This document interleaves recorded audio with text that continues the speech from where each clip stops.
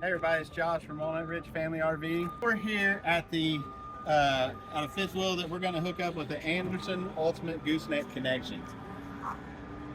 The easy thing about these are we have a single point connection that has a coupler design that you don't have to be perfectly over it. So the difference in that and a traditional fifth wheel, you've got to get that lined up, come down in, lock in position. All we have to do on this, we'll make sure the front end's raised high enough, obviously. Tailgate down when we come in. That's a very important step to remember, unless you like buying tailgates. Then we're going to back in underneath this till we get the ball pretty much centered underneath the best we can. If you can't get perfect, maybe you had to come in at a slide angle and you don't have any more room with your tailgate down to get all the way in the middle, we should be okay. This thing will come down and follow it because of the way the coupler is designed. But just as far as the hitching procedure goes, let's just show you how easy that is. Once we get it back underneath, all we're gonna do, you know what, I didn't check this first. Oh, it's heavy. We want to make sure that we're unlocked, which we are. Okay.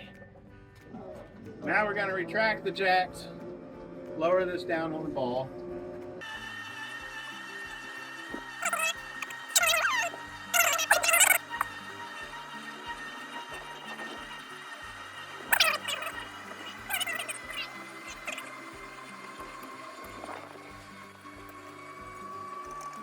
Okay. Now we have the weight completely down on the ball. I've stopped there because I want to show you, and I'll try and do this with this down a little bit so you can see better. Watch your shins. I'm gonna have to put it up. So this handle, the handle could be mounted different places. Sometimes we put them over here. Some people like to actually put it up in the bulkhead. This one's on the back end of this, but all we do is there's arrows tells you which way to lock and unlock, which is actually kind of counterintuitive because it's counterclockwise to lock and clockwise to unlock. So you would think tightening would be clockwise, but it's not. So anyway, as long as you got it unlocked and you can push that in, once you do that, and you're gonna snug that down. Now that can't come back out. We're locked on the ball. There's a pin that goes across the underside of it to lock that in place. We're good to go as far as actually hitching it on the ball. Obviously you take your breakaway cable and put somewhere on the hitch, on a pin or something on the hitch, plug your 7-way cord in. And then for Andersons, it depends on your local laws, state laws. Indiana, you have to have, when it becomes a gooseneck connection like this, you have to have safety chains. So you can see we actually have some chains that are coiled up in there, and there's hooks that go on this coupler. That's where you're going to hook your chains to. So you'd want to make sure you get those hooked up before you tow it. So if you're from a different state and you're towing it, that may not be the law, but you might want to check if you're going to cross multiple states going to your camping destination. You may want to check those laws because it might be required to have safety chains on there. Last thing you want is a headache like that and a cord appearance over something that's easily fixed. So you want to check that out. Make sure you have that hooked up if you need it. Now, once we got it on here, the next step, we can go ahead and close this actually. Hopefully I got it closed. I don't want it to come down on me. Depending on the camper you have, a lot of them now have auto leveling, so you could go in and push some buttons for auto retract. It's just going to go ahead and run these legs the rest of the way up. This one's a little bit more old school. It's got just front landing gear with an actual external switch here to use. So you're just you would run these. Obviously, you're gonna run this all the way up. You don't want to run them too far to where you start ratcheting on the jacks. There's a possibility you might blow a fuse or break a shear pin in the jack, and then you're going to have a hard time getting unhitched. I'm not going to do this all the way because we're going to unhitch it and do something else, but I just want to show you, once you got that weight off of there. Oh, I started lifting it, didn't I? You're supposed to tell me I'm hitting the button the wrong way. I wasn't even paying attention.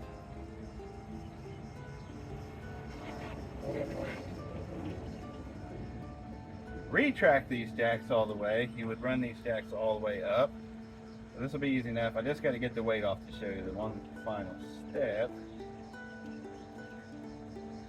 which is just going to be running these feet up and locking into position. Obviously we wouldn't leave it this low while we're towing. We would run those all the way up. But then that'll go into the next step about when we get to the campground, we need to unhitch. So the first thing you would do, get in your spot, you got everything. Looks like you're fairly level. So when you level it up, you won't have problems, especially if you have an auto level. Any of the campers with auto level built in, you need to be within, I think, 2 degrees of level. So you don't have a very high tolerance at all.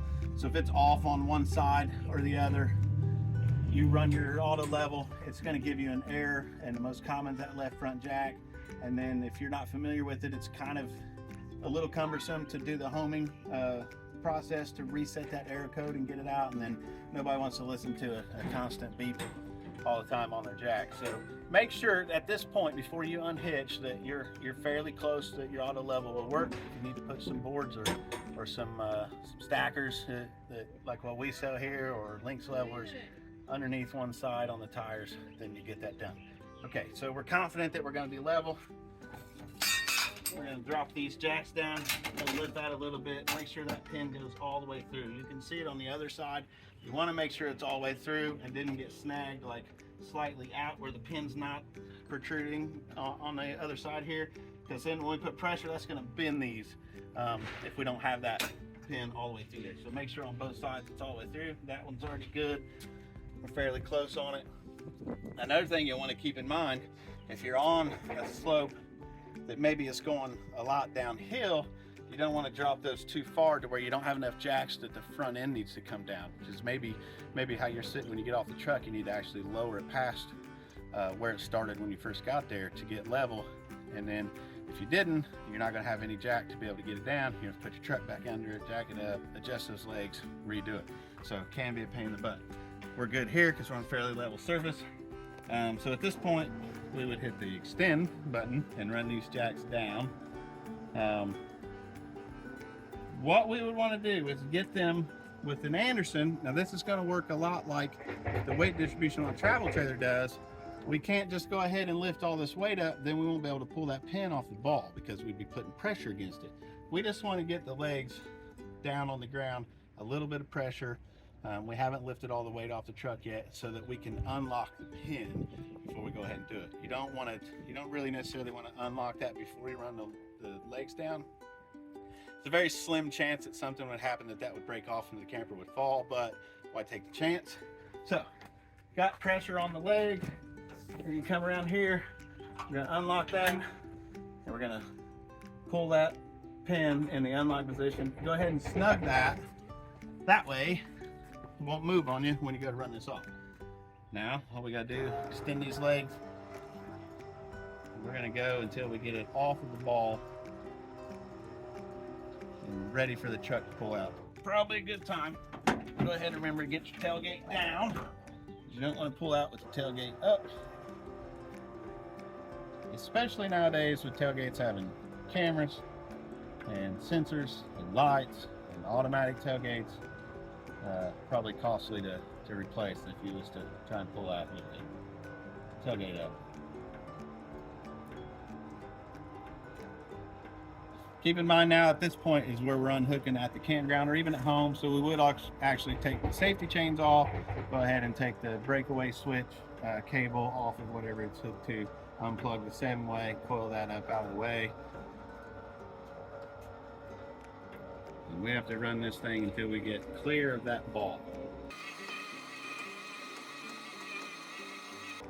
Now Josh, would you say all in all that the Anderson's a little bit easier to do than a traditional fifth wheel hitch? Oh, by far. By far? By far. Yeah. It's a lot less hookup. It's actually, in my opinion, and I'm towed with it, a smoother ride. No chucking. It just feels completely different than a traditional fifth wheel hitch. And the good part is, and we're going to go over this real quick before we pull this out of here. I think I got enough to clear. I'm going to jump up here in the back of the truck. Sure. Quick. So I want to show you something. So this coupler goes on the actual fifth wheel pin, and then these bolts that go through are actually going on the fifth wheel pin itself. you know, there's that notch around it where like the jaws would lock in on a traditional fifth wheel. So that's essentially all we've done is these bolts have went through that notch. And so that's what's keeping that from being able to come off of there. And then on the bottom, there are 4 set screws that take an Allen key, and there's a certain foot-pound, I think 45 foot-pound or something like that is what these need to be torqued to. It's not a whole lot, but they're just there to, they're kind of a little piercing screw, and they're just there to keep that thing from rotating around on you. But that's what I want to talk about. The good thing about this is, so we have this set up right now, and it's in the back position for a long bed truck, basically, because we know we have enough clearance with the cab. Whoever this customer is, they can have it back, so that puts the weight basically over the axle like it's intended to be. However, if you had a short bed truck and you needed a little bit more clearance back to be able to make a turn, this can be spun around the other way, so you get 4 inches more, you know, coming forward, spinning this around. So you just loosen these up, you loosen these bolts just a little, just enough, you rotate that thing around facing the other way, tighten those up, tighten those set screws, and now we've just gained extra clearance behind it. The only thing you want to do on that is make sure if you have a like an extended kingpin or something, or if it's got a weird setup on the bracket for the back, that you have clearance for it to be able to go inside the truck and make the turns and against the tailgate, because I have seen in a couple of instances where we couldn't have it in that position on the short bed. It put the hitch too far back, and then you're going to get into your bed rails.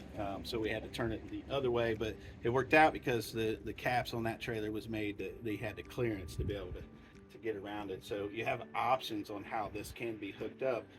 So it's really you know, pretty versatile for any truck out there. If you have a gooseneck already in it and you don't want to put rails and all that. If you don't have a gooseneck, they make a rail version that can go in fifth wheel rails to be able to use this and convert it over to it. So you have options to get that done. But yeah, all in all, it's a pretty solid hitch and an easy hookup.